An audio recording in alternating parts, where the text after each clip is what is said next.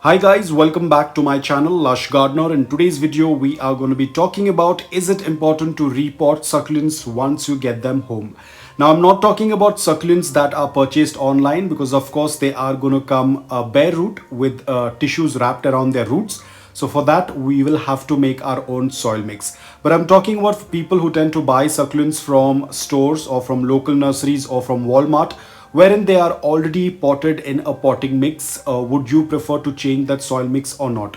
Now, if you're going to ask my suggestion, the best thing to do is repot them. Probably not the same day that you have purchased it.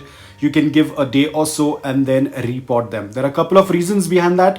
One is that it is better to check if there is any kind of root mealybugs or if there is any infestation on the succulent.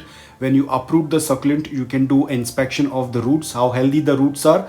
Apart from that, you can also check the underneath of the leaves if there is any bugs or fungus.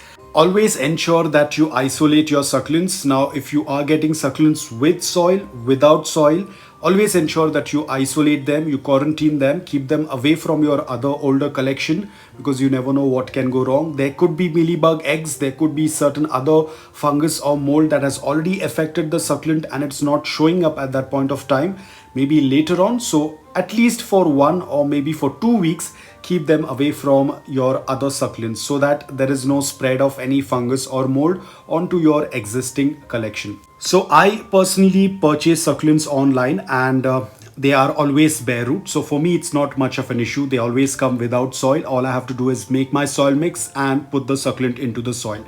So when they come bare root, I can do a quick inspection of all the roots. Most of the time the roots are very healthy. There are no bugs, but I still keep them isolated away from other succulents.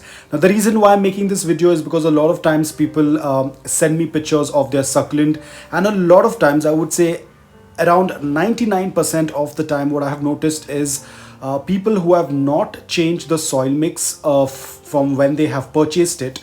It's usually that those succulents are the ones that are getting affected. Either there is a root rot, or either the leaves are falling off, or probably there is some pest infection or mold infestation. A lot of times I have seen that 99% of times people have purchased the succulent with soil and with pot and have not made any changes to the soil mix. They have let the succulent stay in the same pot, and that is where I have seen majority of them have issues. Now when I tend to ask them what exactly is the soil mix, that's when they disclose that they haven't changed the soil mix. They don't know what exactly is the soil mix, and they have just got it from the nursery, and the nursery people have said it's absolutely okay to keep the succulent in this soil mix. So I'm not very sure what exactly is the soil mix. Even the person, when I ask them the question, what do you think the soil mix is, they are also not aware. They say that whatever the nursery people have prepared, that is what the soil mix is. I personally would be very restless and anxious if I'm not very sure in what soil or in what media my plant is growing. I would be really anxious. So that's why I always tell people, have a control on the soil mix. Know what is the type of soil you're using for your plant, because if you are having a right type of soil mix, that is going to solve a lot of your problems. But if you're having a soil mix that is not appropriate to the succulent, it will definitely show signs of the health getting bad day by day of the succulent. A lot of times I have noticed people have said that their soil mix does not dry or stays moist for almost a week and a half, which absolutely is not acceptable. The succulent will start to have issues. It will start to rot. So you have to be extremely careful. I always urge you guys to do a lot of experiments, but ensure that you're doing experiments keeping in mind the type of plant you are growing. You all know that succulents are plants that tend to grow in arid condition. They have evolved in such a way wherein they store water in their leaves. So obviously you need to make a soil mix that does not retain a lot of moisture. The leaves will retain water. The soil should not retain moisture for a longer period of time. So always ensure that if you are not confident about the soil mix that you are getting from the nursery, make your own soil mix. It's as simple as that. All you have to do is the repot.